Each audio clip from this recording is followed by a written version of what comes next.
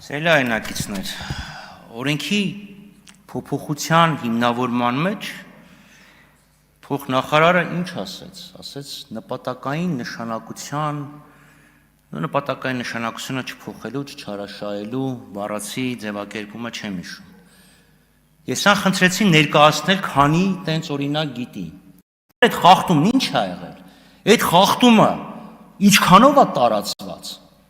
Եթե նպատակային նշանակությամբ չի օգտագործում, գնացեք հասեք Երևանից մինչև Վանաձոր, տեսեք գյուղատնտեսական նշանակության քանի հազար հեկտար կա, որը չի օգտագործում։ Այդ հարցը ձեզ չի հետաքրքրում։ Բայց այդ հարցի մասին մի բան արեք,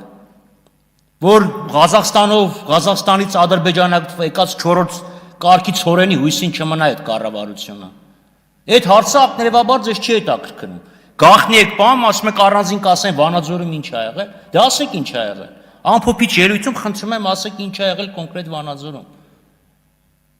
Ստեղում եք մանկապարտեզ երեխայի տեղ դերը նպատակային նշանակություն, այդ մեկ էլ հանկարծ նպատակային նշանակությունը դարձավ այդքան կարևոր մի եզակի օրինակով, թե դա հակա եկեղեցական արշավի հերթական դրսևորումներից մեկն է։ Թող նախարարեք եկել եք օրենք եք զեկուցում։